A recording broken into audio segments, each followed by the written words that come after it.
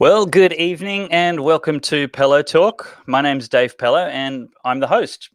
So this evening we have a really great show scheduled with guests including Bill Muellenberg, Augusto Zimmermann, Damien Tomlinson and Evelyn Rae. All that coming up in just a second. Why don't we start with the introductions? Evelyn Rae is, I'm going to actually have to share my screens, but let's just bring them all onto the screen right away. And Evelyn, welcome, writer for Cauldron Pool. Lovely to have you joining us again. Thank you for having me. And you're in Sydney. Are you getting any rain down there? Oh, not really. A bit on and off at the moment. You think it's going to? Damien, you're on the other side of Brisbane to me. Welcome to this evening, Damien Tomlinson. Now, you're a writer for Courier Mail, a deputy night editor. What other hats do you wear at different times? Contributor to Sky News? Yeah, look, I try and help out wherever I can, as we have to do these days in newspapers. I think if you're too much of a specialist, you're an endangered species. Okay, cool. And does the deputy night editor have to work from home normally, or do you normally get to go into the office at night? No, I'm looking forward to getting back to the office next month. I think this will be the 9th week we've been on lockdown. So, wow. Look, I'm not sure if you've ever been in a newspaper newsroom, but it's a lively place and there's lots of banter and back and forth, people shouting, meltdowns, all sorts of things happening. Okay. And being at home for 2 months, putting papers out has been quite bizarre. Just yelling at the wall. I've only been into the Courier Mail headquarters in Brisbane a couple of times, but only at night. So that's not been, I guess, as lively as it would be during the middle of the day. Oh, though I did a one-on-one interview with Peter Gleeson a couple of years ago when he was the editor at the Sunday Mail. So that was during the day. It has its moments, but it's a lot of fun. Can't wait to get back. Okay, great. And Professor Augusto Zimmermann, there's so many titles and items on your resume. I think one of the most impressive, if we can't list all of them, is you're the former Law Reform Commissioner of Western Australia, which is the kind of role we don't have enough Conservatives in. So welcome to the show. Your first time on Pellowe Talk Live. Thank you. It's a pleasure to be talking to you and to this very distinguished group of experts. And we'll have Bill Muellenberg joining us very, very shortly. And in the meantime, we've got 3 guests, so we'll be able to have a fairly decent amount of conversation. But one of the things to let you know right up front is that Pellowe Talk Live is a show where we want conversations with you. So we'll be able to put your comments, as long as they're civil and on topic, on the screen, and maybe even talk to them and answer some questions.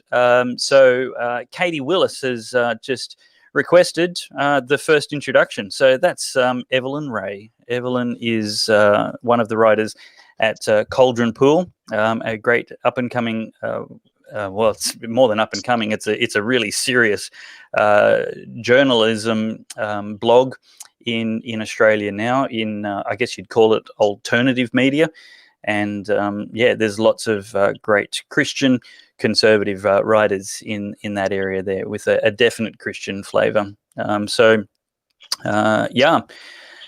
Now, first topic tonight, let's have a chat about the anniversary of the federal election. That was yesterday, May 18, 2019 was the election they called a miracle result. I guess if the guy you preferred as Prime Minister won, but it was a shock result for a lot of people. It was the election that was lost by the Labor Party more than won by the Liberal Party. So, Damien, what are your recollections of the election that had a really surprising result?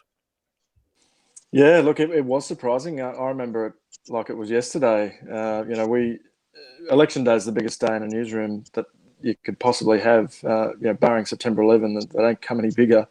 And we were lined up. We had every man on deck, every man and woman on the tools. And we went to first edition at 8:30, and I remember picking up the front page, the wrap, as we call it, just to cover off all of the results. It was too early to sort of call, but it was the too close to call edition, and I picked up the first I picked up that story at 8:10 for an 8:30 deadline, and by the time I put it down at 8:29, we were ripping everything to shreds for the next edition, because within that 20 minutes, the big numbers had started coming through, and everyone realised that there was a major shock result coming through. So, what a day and what a night. It was something I'll never forget, that's for sure.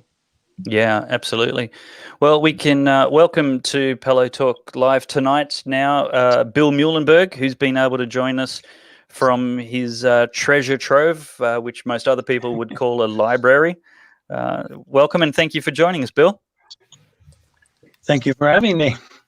And we've got video and we've got sound, so it's everything's working very, very Great. well. So Russell Dobson says of the election result, it wasn't a surprise to AJ. He picked it. Who's AJ? Does anybody know who he's referring to? Alan Jones. Alan Jones. That's a good guess. Russell, let us know if it's something else. And Roche Johans says he wants to. Professor Van Onselen wants to be reminded again about his prediction. Does anybody remember what Peter Van Onselen had to say about that result? Maybe you can send me a link to that in Google Images. But it was something along the lines of he wants to be reminded every day for the rest of his life if he gets it wrong. So, yeah. Now, for those of you who don't know Bill Muellenberg, he is the I'm going to try and share my screen. Just give me a second, guys. He is one of Australia's most prolific social commentators, and here's his Twitter profile. Reflection and commentary on the major cultural, social, and political issues of the day, drawing on the wealth of wisdom found in the Judeo-Christian tradition. And Bill, you've got a degree in philosophy, is that right? That's right. One in philosophy, one in theology. And if we kept going, we'd have another degree, but 2 is a good start. And I understand that, a little bit of interference has happened in a PhD you were working on. Is that correct? Yeah. Look, I was doing a PhD through Deakin, but a few problems arose, mainly an odd phone call one day from Deakin saying, look, your supervisor has kind of left the scene, and would you like to find another one? Which was a kind of a funny way for a university to do such things. So that kind of left me hanging, and I haven't gone much further since. And what's your recollection of the election result, the miracle election, for as much for the Prime Minister we dodged as the Prime Minister we ended up with? Yeah, well, interesting. I was actually in America at the time, about a 2-week holiday with my wife back home. I guess you can tell sounds like that's where I'm originally from. Mm-hmm. And yeah, so I think I looked up on the internet news and tried things on. Of course, everybody was saying it would be a big Labour win, so all we could do was pray like mad and hope that God had other plans. And of course, early on, it became quite clear indeed that this would be the miracle man, and he would get in. And my only regret was I wasn't there in Australia to kind of celebrate with all of you at the time, but I did let out a cheer in Madison, Wisconsin, and some of my fellow Wisconsinites probably didn't know why I was so excited, but I was. Evelyn, what do you think, thinking back, was the major reason Labor lost? It should have been the election that Bill Shorten romped it in, but it just never really happened for him. What would you put that down to if you were advising Labor what they did wrong and what they should fix next time? To be honest, I think it all comes down to Bill. I don't know if he's the most lovable personality. I almost think the election was actually a little bit like Hillary and Trump. I think the media and a few people thought one thing, but the real people kind of knew a bit better what was actually going to happen. And Damien, do you think they've learned any lessons? Yeah, well, to Evelyn's point there, you know, everybody had the same source material. You know, we're all seeing the same polls, and I guess the pundits or the people with profiles out there in the commentariat, you know, they have to put their own spin on these things. But you know, the wild predictions up to and including the start of the count, you know, those famous scenes now that have been cut beautifully into 2-minute clips that I still get a giggle out of today. Van Unselen, the project people, the lead, and all the rest of those guys with all their lofty predictions of 81. Oh, I don't want to say 82, but look, it's on good authority. You know, all these, you know, absolutely ridiculous claims as we now look back. Basically, you know, nobody's learned a lesson, and I think, you know, apart from, you know, if you think back to exactly this moment a year ago, which was a day later. It was like an atomic bomb had been dropped. It was an absolute wasteland on social media. Everyone had logged off. I think Alex Turnbull had deleted his account 2 or 3 times during the day. And nobody was saying a peep. I think most of them were really busy deleting all their posts going through the previous 6 months because, you know, some of the stuff you saw, you know, and I really hoped it would be a turning point in the discourse, as we call it, out there. You know, I thought, well, maybe this is the line in the sand where, you know, people get a really brutal reality check as to how little they know about the everyday Australian and get out of this social media bubble and communicate with real people and just, you know, get over yourselves. Yeah, but well, you know, I think apart from a couple of days of licking their wounds, you know, you just look at it today; they're absolutely back and worse than they were. Well, we've got this lovely image sent in. Evelyn, thank you for sending this, and Lyle, thank you for helping us celebrate the victory. Lyle was on the panel last week, and there's this wonderful meme. Of Peter Van Onselen with his quote, "There's no way that Scott Morrison can win it, and I'm happy to have that replayed time and time again to my shame if he does win it." Peter, anything I can do to help make you happy is my happiness shared. So thank you again. Or as Dylan says, Van Oscillator, as Mark Latham refers to him. And Dylan also says Labor's abortion platform played a bigger role in their defeat than they're prepared to admit. That's true. There were at least 2 seats, I think, that played a very key factor in changing. Augusto, what do you think the last 12 months would have been like under a Bill Shorten Labor government, especially the last 12 weeks with the COVID alleged crisis? Well, I think that in many ways the media misunderstood the mood of the people. And the reason as to why it happened is that we criticized the Liberal government in the past because it had become Labour light. And in many ways, that's not what the people really want.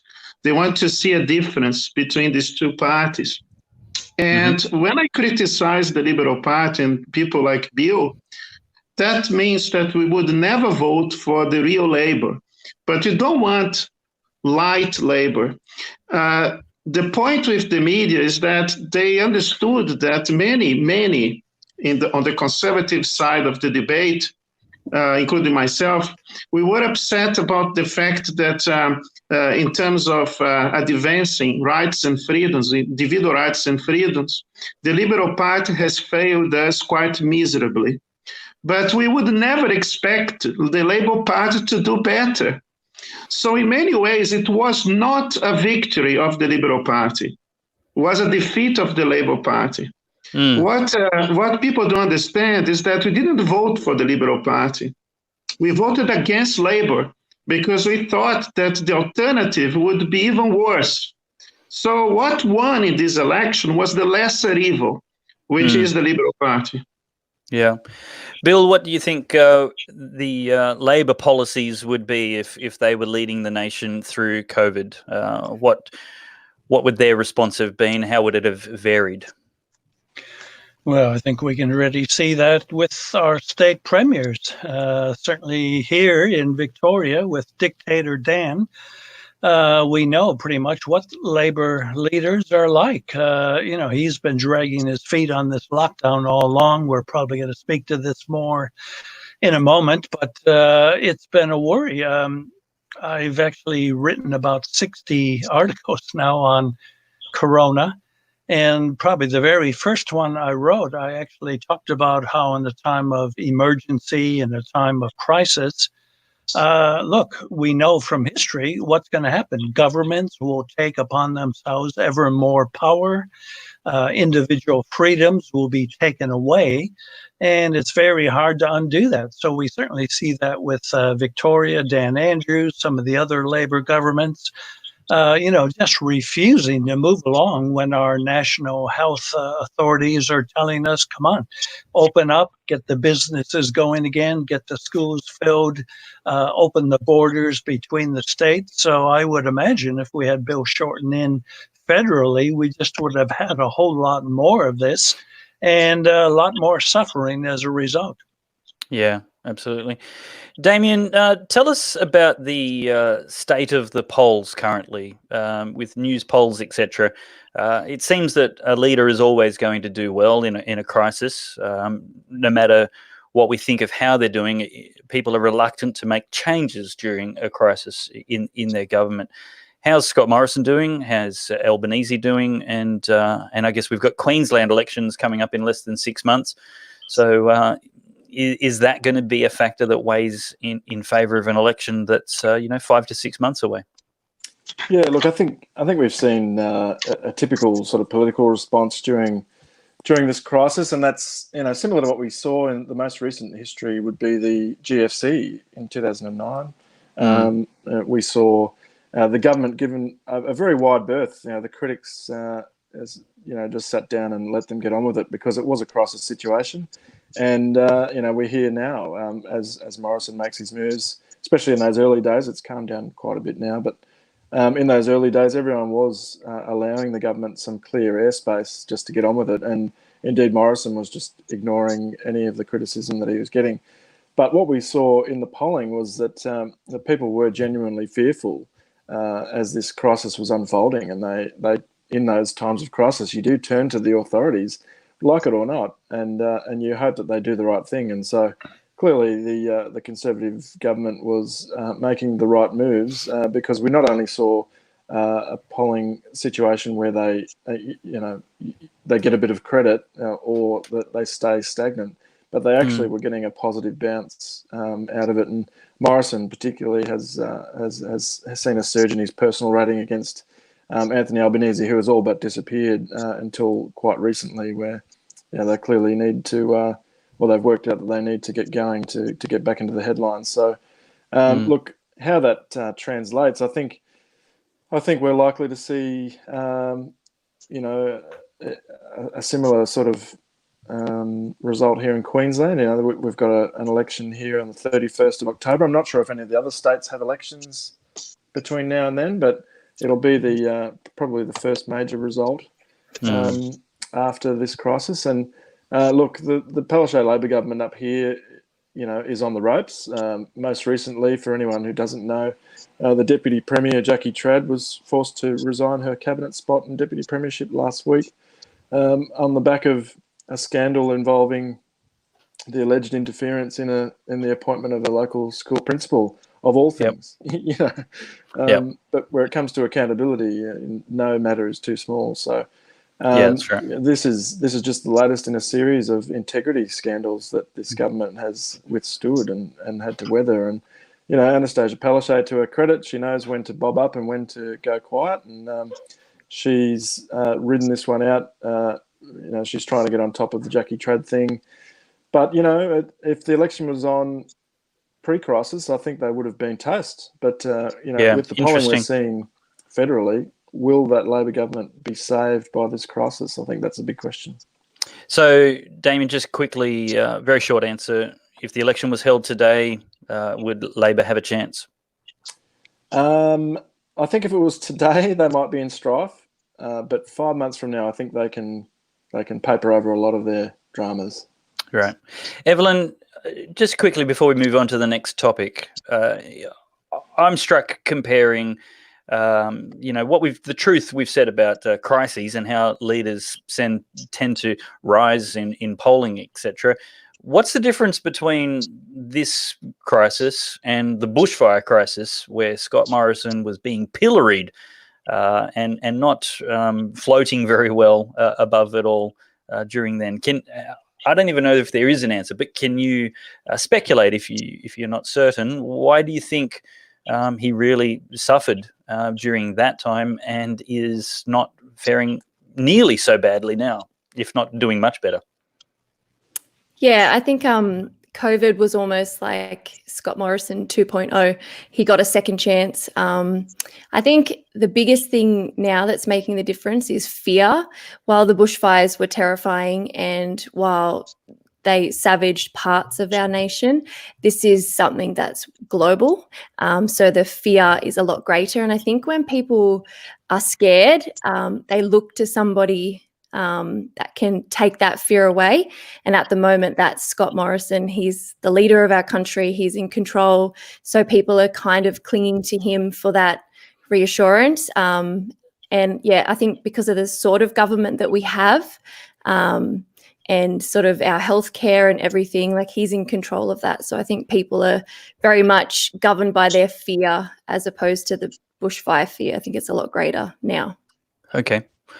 Now, let's have a look at this article in today's Cauldron Pool by frequent panelist James McPherson. I'll just make this a little bit bigger, and I might even just take a minute to skip through some of the paragraphs. The decision to close the Queensland border to protect citizens from the spread of COVID-19 is just for show. Pellowe told the ABC it's not her decision, it's based on the best health advice, which is Dr. Jeanette Young. So she, speaking about the pilots not allowed to fly on Anzac Day, admitted that there's actually no health risk for someone getting in a plane. But the reason they decided to ban the Anzac Day flyover was because people might see the plane flying over and conclude for themselves there's no health risk if I go on a drive. So the flyover was banned as a symbolic move. Also, the schools were closed, not because they're a high-risk environment for spreading the virus, but because she wanted to send a message to everybody.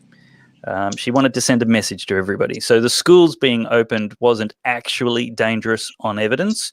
It was decided that by this doctor, an unelected bureaucrat with some letters after her name, that more than science and health, it was a political decision. So we have unelected bureaucrats making political decisions. And the whole premise of the article is, are bureaucrats creating unnecessary restrictions to cover their own behinds at the expense of ours? And we had the Victorian Chief Health Officer admitting last week as well that the reason they banned golf was because it wasn't deemed essential exercise, because you don't get your heart rate up when you're walking. He admitted that it was arbitrary. There was a degree of arbitrariness about it, because going for a walk is deemed exercise, but walking while you're playing golf isn't. Just ridiculous. Bill, as the resident philosopher on tonight's panel, define for us, if you will, in layman's terms, what is statism? Well, we're seeing it. I don't need to define it. We can just look around. Power corrupts, as we know, and we've seen far too many tin pot dictators, both here and overseas. The more power you get, the more you want, and people can become drunk on power. And again, the lessons of history. I've been saying for 3 months now, go back, study history. We see it over and over again. When you get more and more power in the hands of a few and take it away from the masses, it's addictive. It's a drug.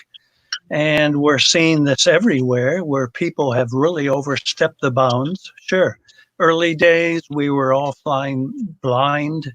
What was COVID, what was happening here, but we've come to see that very early on, this is probably not all that much worse than your seasonal flu. We, of course, have not shut down entire nations and destroyed entire economies during our annual flu season, and yet here we decided to take such utterly draconian steps. Andrews, mayors and governors in America are really quite enjoying this new grab on power, and they're very loath to give it up. So that's your illustration of statism. Augusto, where should the boundaries on government power be? It's necessary for some government, and they obviously need some power. But in your opinion, how should we limit the power of government?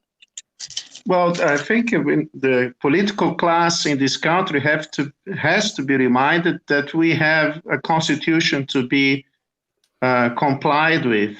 And another thing we have to bear in mind is that we should still uphold the idea of the rule of law, which is quite different from the rule of politicians and judges and so forth.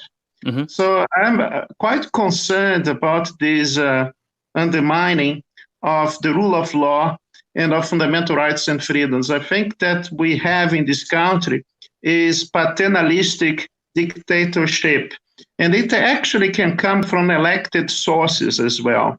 So in many ways, what we might be facing in this country is not really a government under the law, but a government that's supported by the people to take very radical measures that might, at the very beginning, be considered quite popular, but in the end of the day, it will spell doom to this nation when you see the collapse of the economy because of extraordinary measures that were taking place without a holistic approach to the matter. So when you get the advice of experts, that doesn't mean they know everything. They are experts in a particular field. But a good government would have to take into account of the different perspectives to the matter.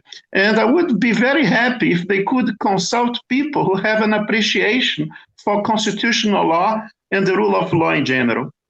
Well, speaking of which, you are a professor of constitutional law, and I'm interested what your opinion is. I guess more academically, is there any actions any of the state, territory or federal governments have taken, any of the restrictions they've imposed, which seem to be cutting awfully close to a constitutional transgression, exceeding their powers, anything that has a prospect, if challenged, of being turned over in the High Court?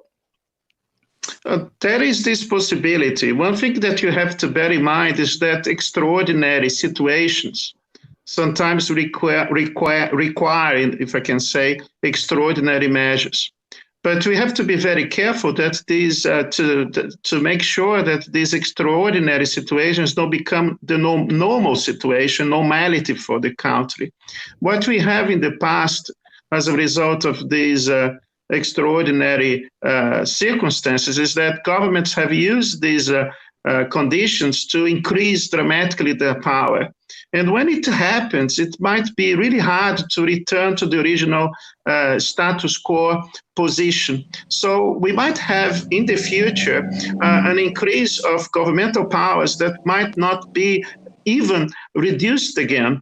We might have, for instance, as we had in the past in so many countries, the political class taking pleasure in exercising such powers and never returning the powers that they have obtained. So we are taking a very dangerous slippery slope And one thing that we have in this country that it's a matter of concern is exactly what Bill mentioned, the worship of the state. It's called statism, when you actually place the state as the entity that can solve every single problem of society. I think we are going to learn the hard way that this is not necessarily the best solution, because a government that can do whatever you want for your benefit will be power enough to destroy everything you have. And perhaps we are approaching to this circumstance. Damien, what do you think is causing the kind of polarization we see? And it's there's been some observation that, you know, we should observation, even confusion. Why is there this left versus right in responses to the policies that we're seeing in Sweden, in Brazil, in Singapore, and some of those other slightly more liberal responses compared to the stricter responses we're seeing in New Zealand and Israel and Italy and some of those, and Victoria. The criticisms that we're seeing seem to take some kind of partisan lines. Have you got any thoughts on explaining that dynamic at all?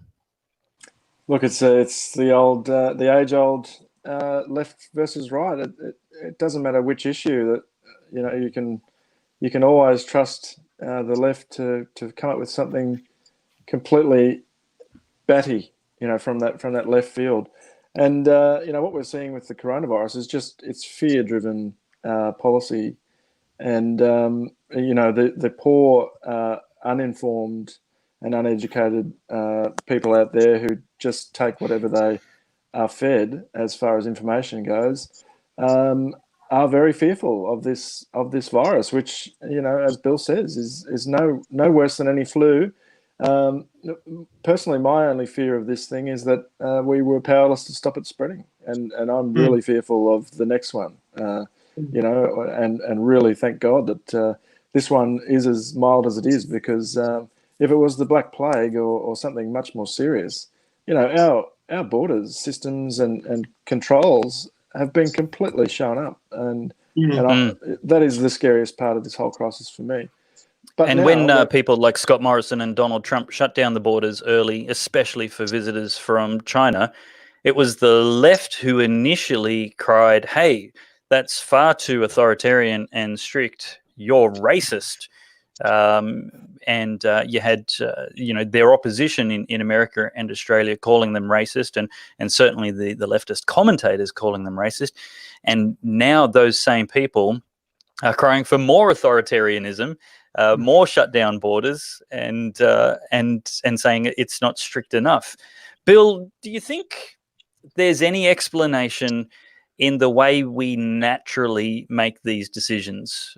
You know, there's, I guess, an implicit trust in authority, which is generally, I'm just making generalization, generally observable on the left, and there's an implicit skepticism of trust, not a skepticism of authority, not a rejection of authority, but, you know, we like to be persuaded and convinced and be brought along. We want the authorities to justify themselves on the right. And do you think there's any depth to that, perhaps analysis of the partisan lines in these responses? That was for Bill. The notion that, yep, as we heard, there's the left tends to like power and control and authoritarianism. The right wants freedom, individual responsibility. You see that clearly in the Republican versus the Democrat states in America. Again, you see it to a good extent here in Australia. We can put it in, you know, Christian terms as well, given that I take most of us probably are Christians here. I've been saying all along during this crisis, there's two extremes to avoid. One, the really radical libertarian, the anarchists who say all government is evil and, I don't want government, it's violence, and, taxation is theft. Well, actually, God ordained the state. He created the government for a fallen world. We need it so that we can survive, deal with evil, maintain justice, and so on. But the other extreme, of course, is what we've been talking about, statism, my country, right or wrong. The idea that you can do anything if you're a government figure, and the populace, the sheeple, should just sit back and accept it, not ask questions, not hold the government to account. Interesting, Romans 13 makes it clear that those in authority over us are God's servants for our good. So notice those two issues. They're God's servants for our good. So government is really delegated authority. And of course, when governments overstep their bounds, when they start rocking the boat in terms of God's values, and they're no longer a force for good for the people, well, then we bring the next set of discussions, things like, is there a place for civil disobedience? And if need be, is there even a place for just revolution? Evelyn, you wrote an article in the Cauldron Pool this week, which says authorities can enter your home, remove your underwear, forcibly vaccinate you under extreme public health laws. This sounds like it must be New Zealand. It certainly sounds quite sensational. Are you just trying to scare us with that headline? I wish. No, Go into it. Explain it for us. Why is this not sensationalism? Yeah. Well, I actually got sent some legislation from someone who follows along on the page, and when they sent it to me, I didn't believe it. I was like, no, that's impossible.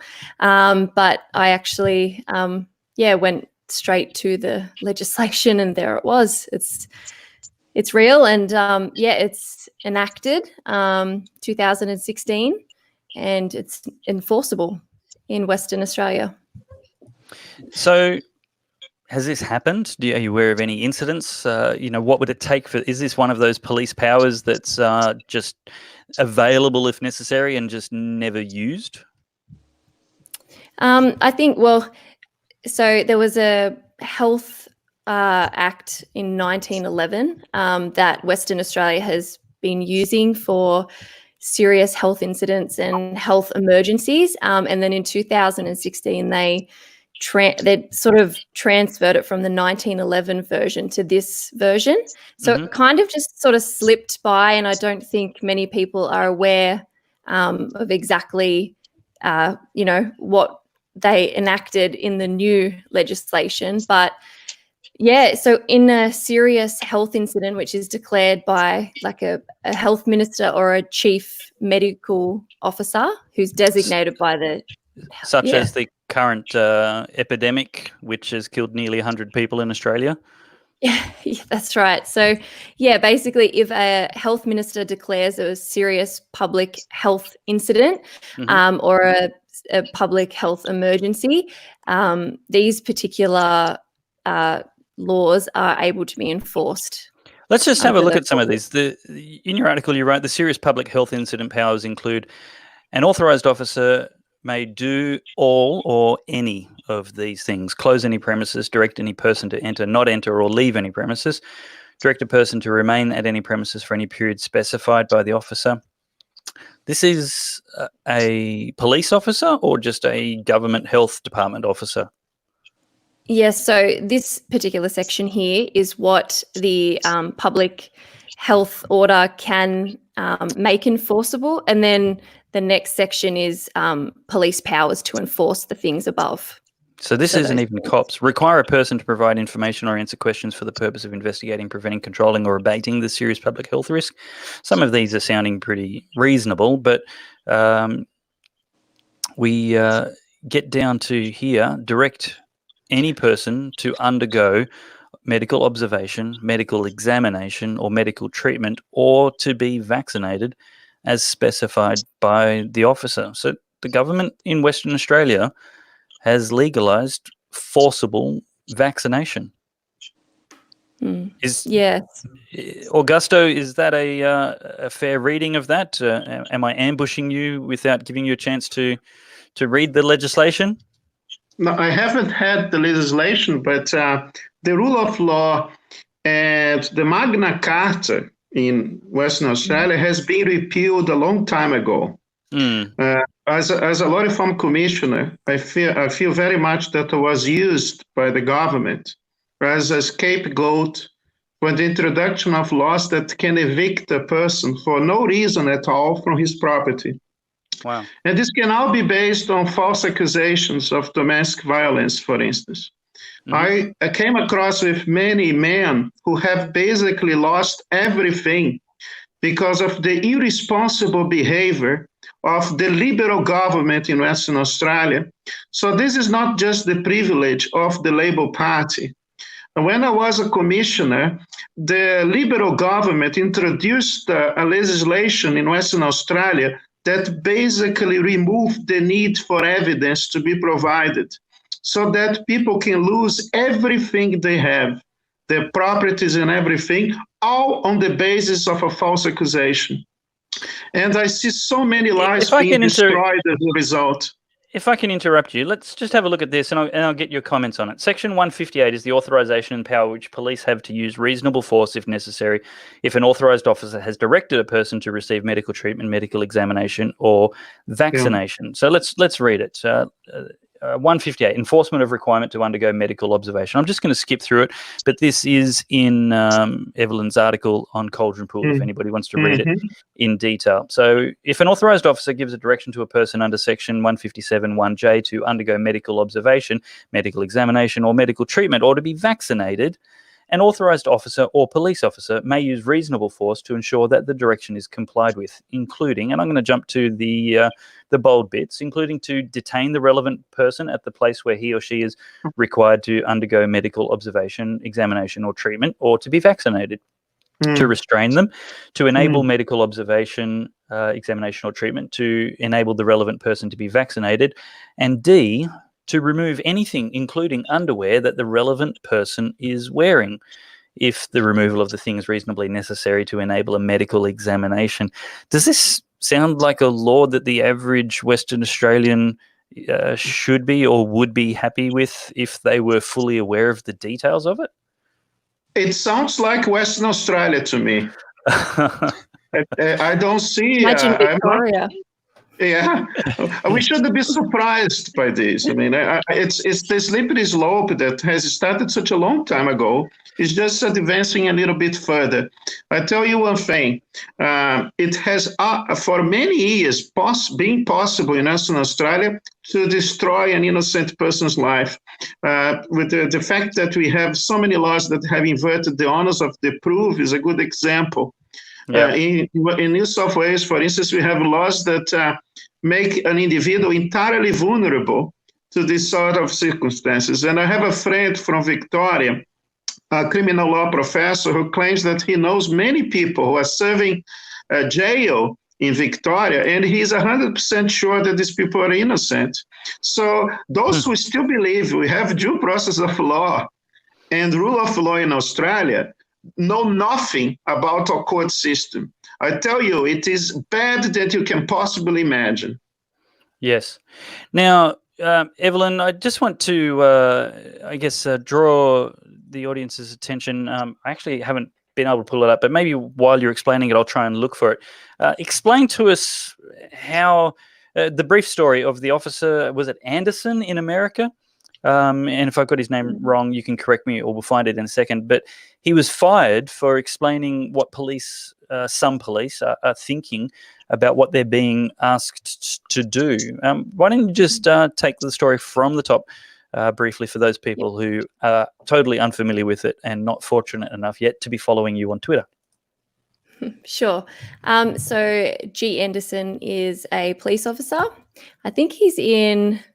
I can't remember what state, maybe Washington, but he's a vet. He's served overseas for his country and he's returned and he's been in the police for over 10 years.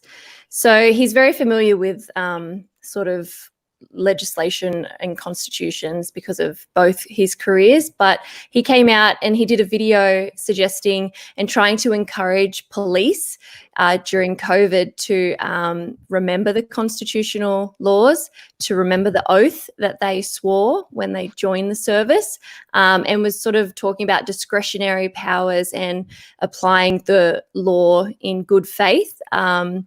And yeah, so he wasn't trying to incite people to not do their job, but he was trying to encourage police to be a bit more wise about how they were sort of the application and enforcement of the law. And he came out and did a video, which was quite good. But the next day he released another video and he was fired from the police force. He lost his job.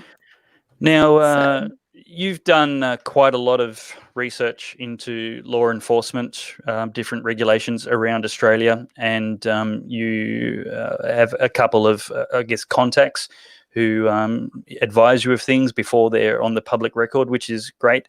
What insights can you give us into that scene that we saw in New South Wales policing last week, which made news around the world for the heavy-handedness of the police force? And actually, you know what, before we get that from you, Evelyn, just a quick, maybe 10 to 20 seconds, very, very quick summary of from the other gentlemen in the panel tonight, what you thought of that incident, if you've seen much or all of the footage. Bill, what did you think? Siding with the cops, siding with the lady, a little bit of right and wrong in both columns. Well, in general, we side with the police. They overwhelmingly do a great job, but sure, often they've been a bit overzealous, over the top. So in this case, I'm probably with the gal, in terms of, well, the same in America. We've had the same stories where cops come along and, somebody who simply wants to reopen their business to feed their family, and they're being hounded by the authorities. Yeah. Damien, what did you think? Did you see the footage, and what did you think if you did? Look, it's obviously a tough one, isn't it? He raises some very interesting points, and I can see he's gained a lot of support. It's a touchy subject, and I guess the reason he was stood down is because of the image that authority needs to project. But sorry, I'm talking specifically now about the lady in New South Wales who was protesting with her son, who was traumatized by being arrested. Do you think that lady should have just given the police her name as requested, or were the police really being a little bit ridiculous in that isolated example? Look, without delving deeply into it, as I haven't, it did seem like it was a stunt, and she wanted to be arrested and make a point. Is that what the? I think you know the video we're talking about now, yeah. But we won't hold you too much to that without more. I actually watched a long interview of her explaining herself in a different video on Facebook, which was shared by somebody else. Augusto, off the top of your head, what do you think about that lady and her protest and her digging her heels in with a young kid in tow, as well as the behaviour of the police in that? I probably should ask you first, did you see the video? Because it's unfair to ask you what you thought of it. Yes, you did? I saw the video, and I was expecting this to happen in China or North Korea, even if she was, as our friend put it, and I don't know exactly if that is the case. Even if she was provoking the situation, the banner that she had in her hands was reminding us of the Magna Carta and reminding us of some constitutional rights that we have imported in accordance with our common law tradition. So the point that she was making was quite valid, that these are important freedoms that we have acquired as a result of our common law tradition. And I think she proved the point quite well. If that is the case, that she tried to force a situation, the police, in a certain sense, made her point more clear here. That was exactly the point that she was making, that Yeah. it's very important for us to have the right to exercise certain privileges and freedoms or prerogatives that have been acquired as a result of our fights for our rights in the past. If she was trying to make she a was point, referring the to the police, Magna Carta, for instance. yeah, if she was trying to make her point, the police certainly did seem to help her make it, perhaps unwittingly. So, Evelyn, back to the question to you. Explain to us that in the video, the lady is essentially insisting that she is not going to give them her name as requested. She's not going to cooperate with their inquiries, claiming that they have no right to ask her those things without her having done something wrong, without her breaking any laws. Is that true? Does she have the right to refuse to give her name to police? Should we, whenever asked by police, give them our name? Do they have a right to ask for our identity at the drop of a hat? Yeah, I think this is the problem that we're in at the moment with all these arbitrary laws and all these public health acts that are in each state. Like, I think people are very confused about their constitutional rights as opposed to, what has the ultimate authority? Is it the constitutional legislation or is it the state legislation? Because currently at the moment, I've just got it here, the Public Health Act 2010, which is what we're currently using in New South Wales. Section 112 gives police the power to demand your name, your address, your phone number, your date of birth under a public health order. So it's really tricky because you've got to look at, under normal situations, under the Law Enforcement Powers and Responsibilities Act, LEPRA, which is what police get their powers from, there aren't certain criteria has to be met in order to demand particulars from a person. So people, I think, are getting confused because ordinarily you only have to give your details if you've committed an offence or if you're witness to an indictable offence, if you're involved in a motor vehicle accident or you're the owner of a car that's been involved in one, if you're in a like a licensed premises and police think you're underage, you have to produce your ID, or the new burqa sort of laws where women have to disclose their identity and remove head wearing. There's all different criteria where, police... Is that in every state, the burqa laws, or is that just New South Wales?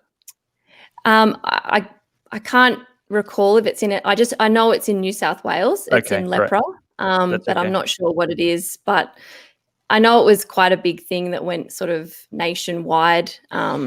To your opinion, as someone who's done a lot of research in this area, do you think the police could have better used their authority for discretion in that case? How do you think their conduct was? So we've established that normally she wouldn't have to, but in the current situations she did have to. But what might the police have done differently with wise heads on their shoulders? With the benefit of hindsight, let's be generous. With the benefit of hindsight, what do you think they wish they had have done differently? I think I've been really conflicted with this. I'm very pro police. I think they get far too hard a time. I am too. Yeah. But at the same time, like Officer Anderson is saying, there are times and places where they should use their discretion. Comment for us on this one specifically, briefly. Yeah, so this one specifically, I think the lady continued to ask, what's your authority? What's your power?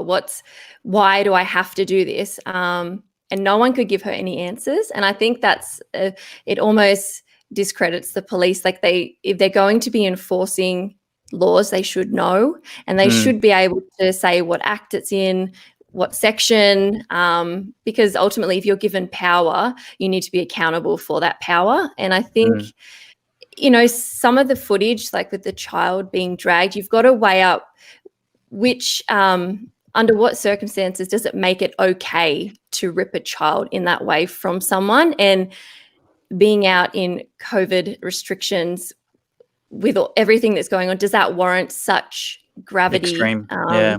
and extremities. And I hate saying it, but to be honest, I think you've always got to enforce the law in good faith. And I'm not sure whether that appeared to happen in these videos. Yeah, sure. Well, one of the things I have to do is thank the Pellowe Talk partners who financially, voluntarily contribute a little amount each month to make this show and all the other work that's done on the Pellowe Talk blog continue and go on. If you'd like to become a Pellowe Talk partner for as little as $5 a month, it would help a heck of a lot. So please head to Pellowe, that's pellowtalk.com or davepellowe.com, where you'll be able to do that. And you can also subscribe to the podcasts.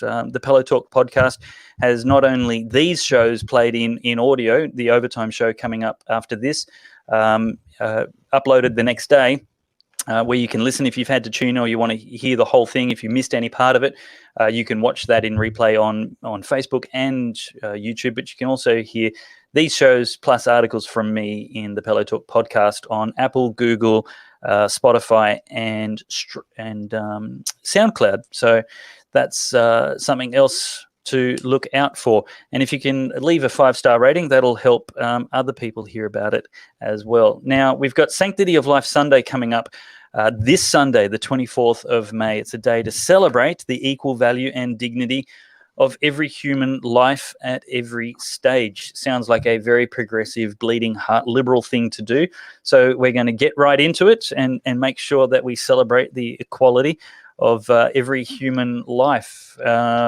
So more details on that, head to sanctityoflifesunday.com.au. But that's a good way to talk about exactly what we're doing to celebrate human life. And right at the moment, we're going to extreme extents in public policy to avoid preventable losses of life. Bill, at what cost should society seek to avoid preventable deaths? Yes, good point. Obviously, life is about taking risks, weighing up the costs and benefits. Everything has got a trade-off. As I've been saying, if you want to stay in your home the rest of your life and never go out anywhere, you may keep yourself from picking up a virus, but then again, it may not be a sustainable option for all kinds of reasons. So I've been saying all along that all of life matters, all of life is important. And I've been saying things like during the Great Depression in America, 40,000 Americans committed suicide.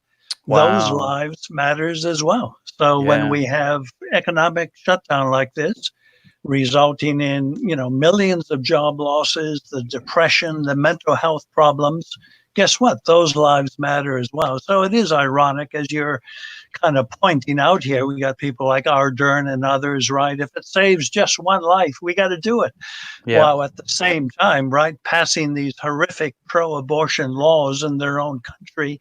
So, it'd be nice to get a bit of consistency here. If you care about life, let's do it across the board, starting with the unborn, but being concerned about those who lose their livelihood and all the rest, instead of just focusing on one type of death. Let's look at all of them. Yeah, I agree completely. Well, we actually have run out of time in this hour, but the good news is we're just going to take a short break and we'll be right back with Overtime. We'll be able to explore the rest of the issues, thoughts and comments that you have for this show. So we're going to end this broadcast, wrap it up under an hour, and be right back straight away. So stay tuned to Facebook and youtube.com/Dave Pellowe. And within 60 seconds to 120, we'll have ended this and restarted the new one, where we're going to be talking more about what cost do we actually justify to save how many lives. How does the government's urgency to avoid preventable deaths from COVID match other policies that we have? Do we always want to avoid preventable deaths? And we're going to talk about, briefly, if we have time, in the Overtime, euthanasia laws in Queensland, West Australia and Victoria. So thank you to the guests for coming tonight. And just one very quick ad before we go. And that is next week on Pellowe Talk Live, we have former Deputy Prime Minister John Anderson, former leader of the National Opposition and now member of the Legislative Council in New South Wales, Mark Latham, Joe Hildebrand, who's struggling to still be considered a lefty, and Corinne Barraclough. It's going to be a really awesome week next week, but we've got still more of a great panel tonight. So we'll see you right here on this channel in 60 seconds, and we look forward to more of your comments right then. Good night, everyone.